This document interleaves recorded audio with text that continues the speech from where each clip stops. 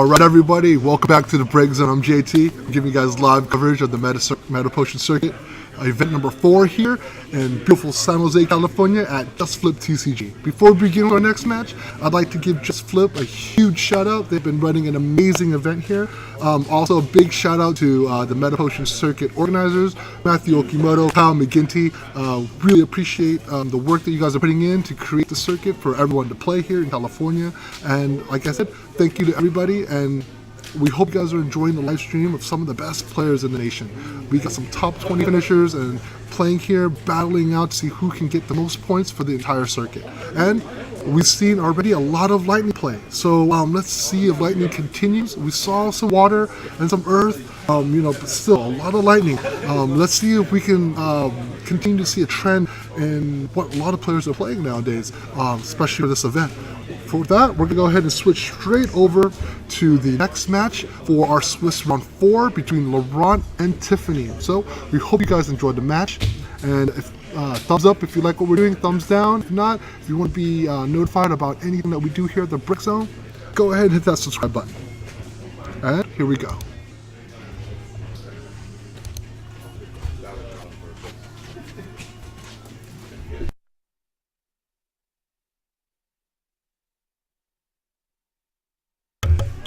Alright, we're ready to go. We have Laurent and Tiffany duking it out here in Swiss round 4. We're going to see who's going to go next. Both players have been playing Final Fantasy for quite some time.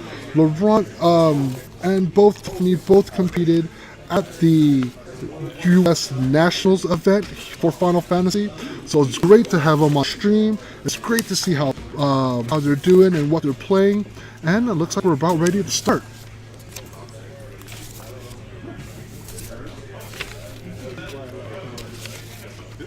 Alright, looks like players are deciding whether or not they're going to keep their hand. Looks like Tiffany's going to go ahead and do a mulligan here, as well as Laurent. Both players not liking what they see early on.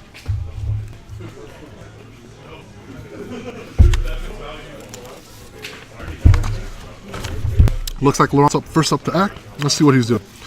Laurent's running an Earth Water deck, so it's going to be a lot of more of a mid-game type of deck. He's going to go pitch the Atomos to play a Tama, which I enjoy. I really like Tama. We saw how effective it is in the last match when you're able to go ahead and, for lack of a better term, flash something in almost instantly. So it's a great card to play. It's only a 2-drop. I really like it. One of my favorite backups in Earth.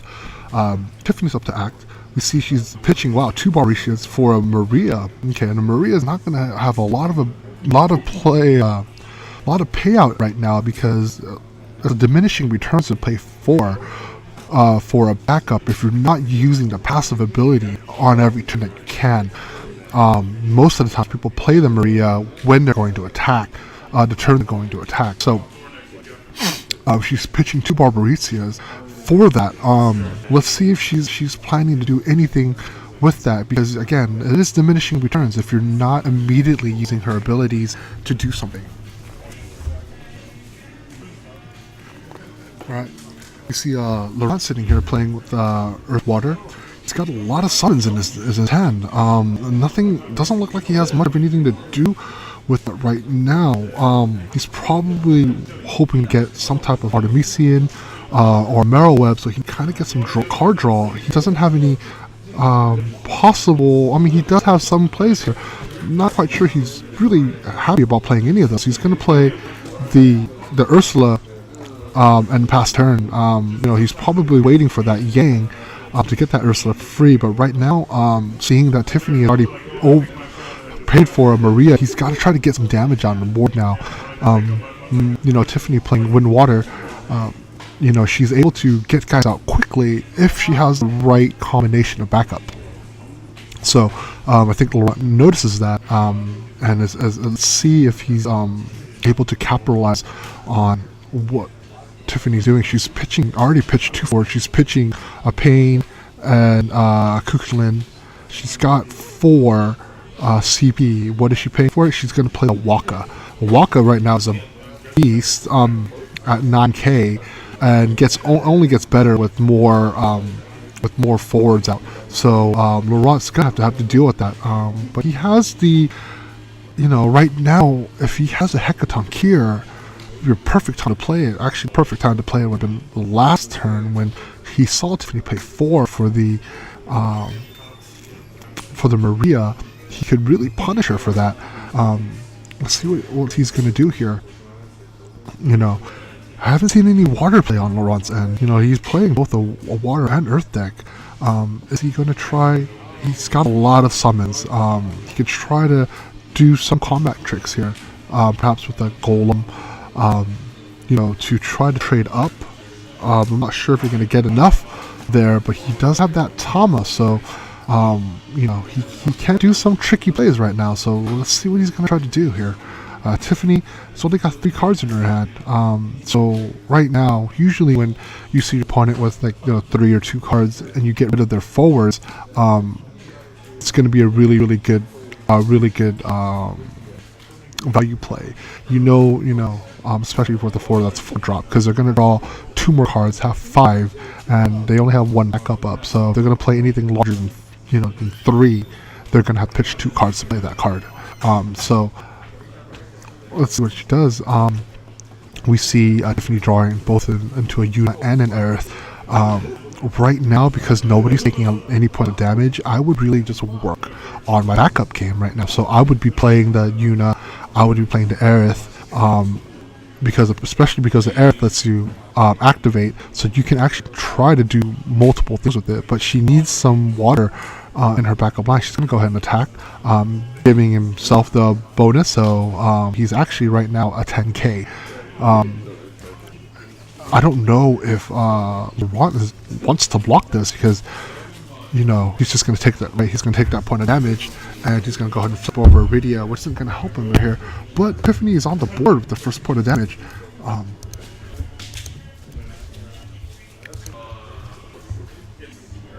Let's go ahead and take a look at this Waka and see why it's really just kind of a pain to deal with. I love this card. It's a starter card. It's one of the best starter cards, actually, over here in Opus 1. Just a really strong card altogether. I actually think it should be a legendary, because it's so good. But when it attacks, choose 1 forward to gain you control until then turn it gets plus 1,000 for each forward you control. Waka can choose himself, effectively making him 9,000 if that's the only one you control. With Maria out, he can actually be 10,000.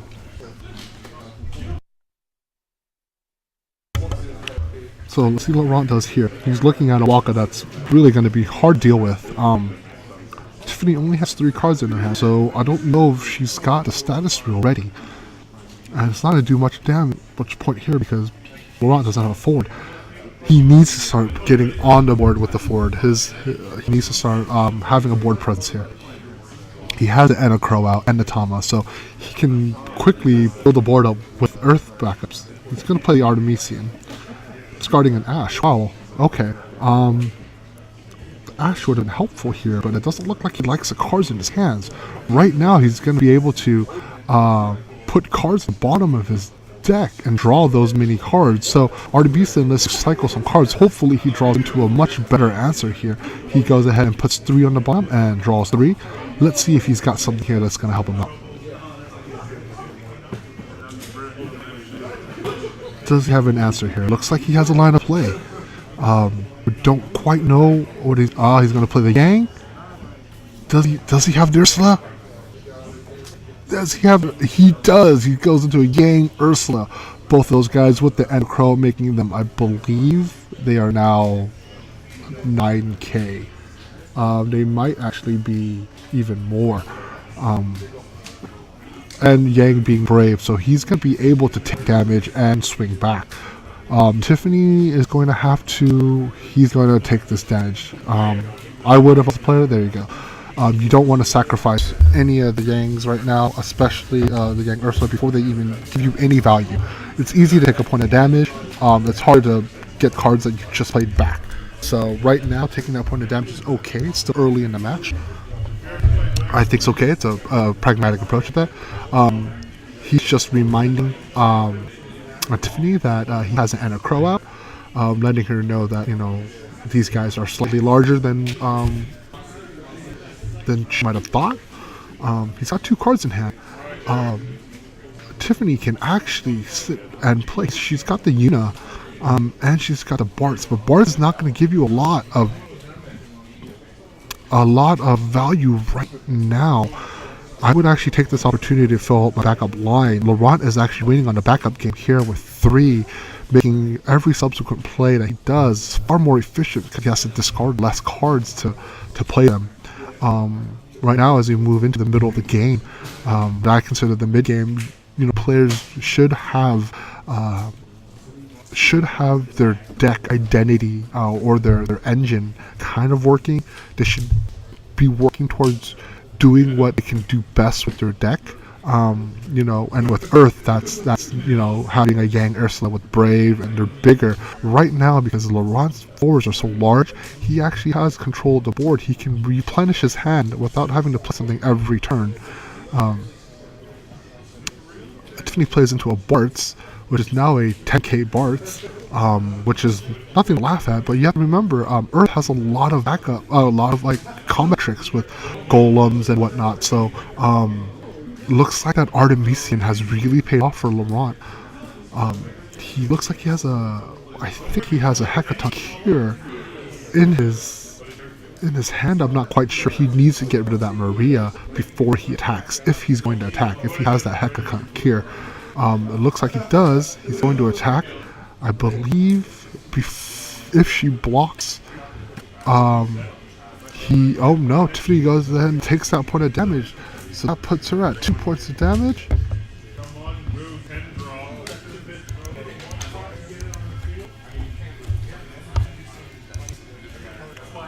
And that puts her at 3 points of damage.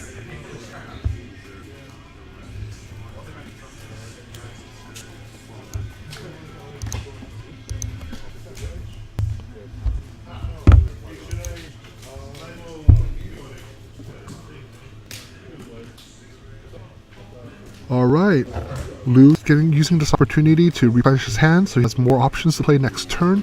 He doesn't need to overexert right now. He is up slightly. He looks like he's going to take this point of damage to bring it up to 3, because he's going to win on the back end, unless he has an opportunity here to block. If he has a Hecaton here or a Golem, he is able to trade with that Bartz. Exactly. This is now how you play the Hecaton here. You're gonna trash that Maria. Now that makes the Bartz only 9,000 because he has Anna Crow. It's gonna take out the Bartz, and Yang is gonna stay alive because he's at 10,000 with the Anna Crow. So you'll notice a lot of Earth players do that. They wait until damage is dealt, or before damage is dealt, before they kill out Anthem backups. Anthem backups being backups that give you a plus passively, like Maria or Anna Crow or LeBeau. So Tiffany's gonna go ahead and play into the War of Light and pass her turn. That War of Light is right now an 8,000. It can trade. It can take up to 10,000. Might not have been a good play because that Yang or that Ursula is gonna walk right into it and crush it and not die. But I believe that might have been her only play. That she, right now she only has 1 card in her hand, and Lou has a handful of cards. So Laurent can actually sit here and attack and see what he can do. He can pretty much walk through both of those forwards. That's kind of what I would do right now before doing anything, unless he's going to bring out some type of Anthem to walk over them. Let's see what he does here. So he's going to see if he wants to play something. Is he going to try to do... he's going to try to rob on. He's going to go ahead and rob on the Waka. He plays his card, pays for it. Now he's going to attack to walk through that War of Light. The War of Light can block, but it'll die. Flipping over Maria on that side. Tiffany is going to look like she's going to take 2 points of damage here. Puts her at 5.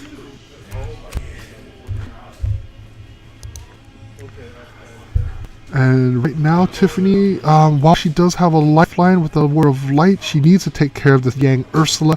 They are both 10k. One has Brave, and they both have special abilities, so they have a lot of value right now. Both Laurent and Tiffany battling it out. Tiffany looks to be in a bit of a tough spot right now.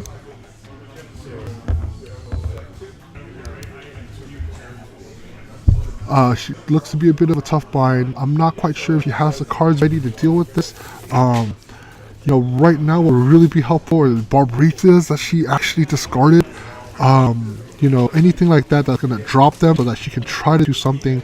She's only running one Ishulta, so it's kind of hard for her to do much of anything right now. She's just going to bring out some blockers, but she's bringing out Waka, which is the game state 2 turns ago. So the same thing is going to happen right now, is that Laurent is going to attack into the Waka and not give her much of a chance to set up that board state, all while he can build up his backup line and keep his forwards out as they are now. He has commanding board presence. There's not much that she can do here to combat this, especially because she has no cards in her hand and she's just staring at an Ursula Yang. He brings out a Paul. He is going to try to swing through. Everyone gets an additional bonus from Kapal. I believe they are now 14,000 forwards. He's going to swing with the Ursula. She has to block because if she doesn't, she can. She doesn't have to block. If she takes it, she's going to be at 6. Then every turn she's going to have to block everything that comes at her. And then now you're in a situation where your time is basically numbered.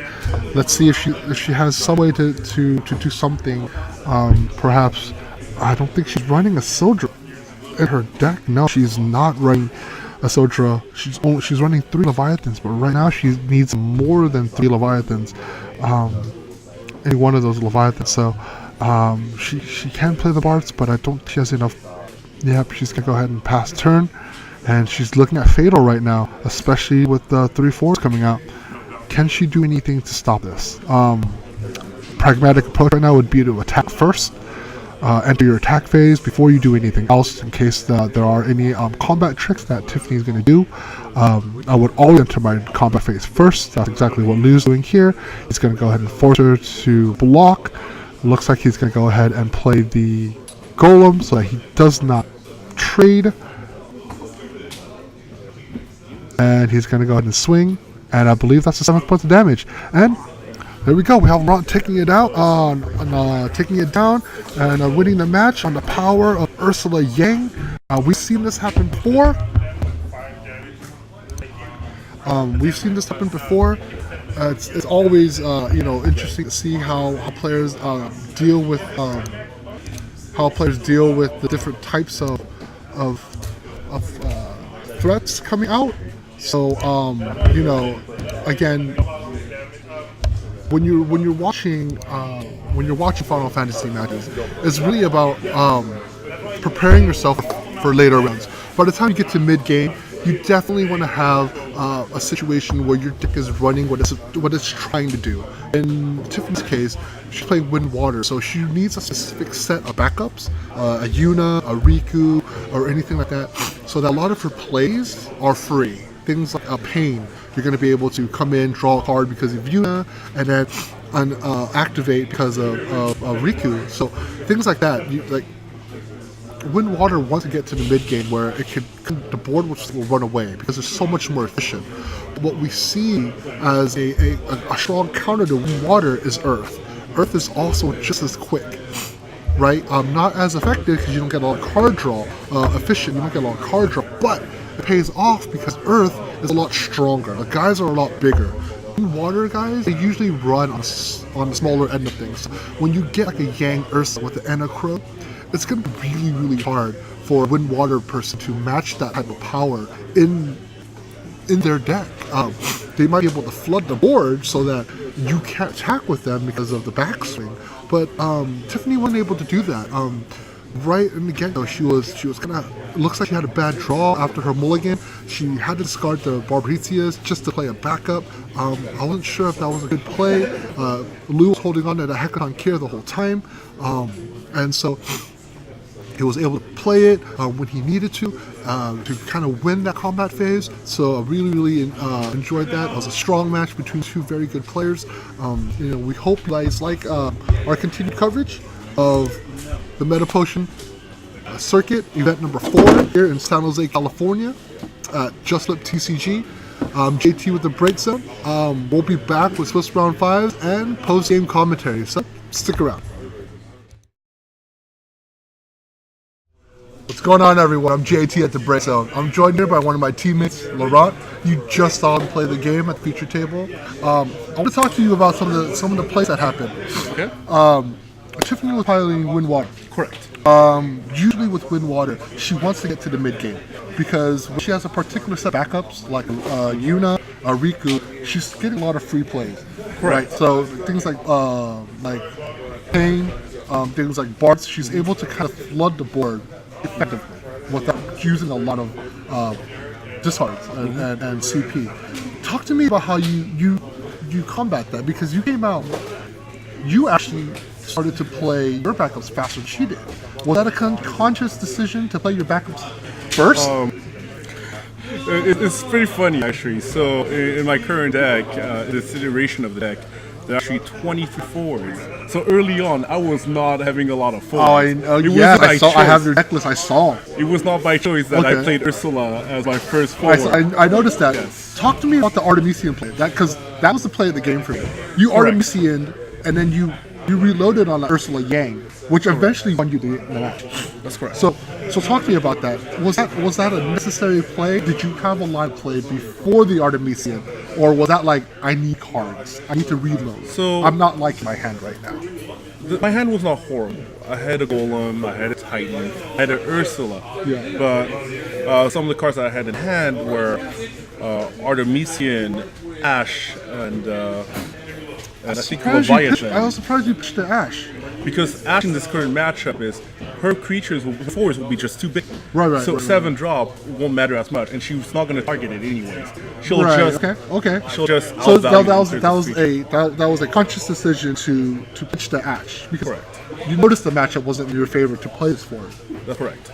Okay. I made a gamble to look for the Yang, because the Ursula by herself is not very effective. Right. I'm staring at a Waka, so I need to do something. something. Which is strong, because the Waka can target himself when he attacks. That's correct. So, who was a 10k guy swinging in? He came with 10k. So one of the things that I had in mind as I was playing things out is that since she played the first turn Maria, one of your value play is to Hecaton Kier as a combat trick. So I wouldn't do a combat trick to Waka, but that's why I held on to it.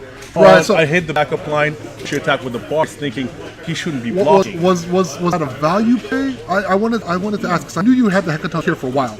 I saw your head for a while. So why didn't you Hecaton Kier her Maria before, so she had no lines of play possible? Because she was still able to play the Bard off of that Maria, right? So she also had she played off the Eric. She played off the Eric. She already had the Eric at the time. Okay, got it. So at that point, it's better to wait. That's correct. Because if I see somebody who double paid 2 Barbaritza, by the way, which would have wrecked you, because they would have dropped into 1,000, and if she had drawn her 1 Shulta, she would have been clearing your board. Of course. Eventually drew into my Minwu. Usually I don't really worry about that as much. I'm running 2 Larsas, 2 Legendary Cecils, and 3 Minwus. So that line of play was not my priority. My priority was the fact that if she is forcing my hand into playing forwards, she has a Waka. And so if I let the Waka sit by itself while I build my backups, I am not making her pay with the backswing. Yeah. So even you need Ursula, to put that pressure. Right. And I think at one point I had like a Robin on that discarded or something like that. But either way, that Ursula did as much work as a Waka, even she cost a lot less. And it wasn't because it was my optimal line of play. It was a play I would have wanted to make. It was just optimal at the time. I did not have. Talk to me about this Yang Ursula combo. It's so strong. It is so strong. It's so strong. So it's not so strong by itself. And a Crow just puts it to another level. He's got 10k Brave. Okay. Right, So and then you drop your paw down. And, I can't quite take full credit for this. There are definitely inspirations from the Brian Liu deck that won the first. right. And that Ursula Yang is just so strong. It's so hard to deal with. In this deck list, we're talking about full set Ursula, full set Yangs, Alita, Titan, and Gold. And I think that's the thing that Earth does that a lot of people tend to forget sometimes. We've seen a lot of lightning today. One of the best ways to get past lightning is if you have a Minwu. The other way to get past lightning, if your guys are so big, Alcid doesn't do anything to them. That doesn't happen very often. It doesn't happen very often, but if you're going to choose any element to do that, Earth is going to be the best one. Because you can always, if they try to Alcid for the exact amount, it's 10k, you can go on.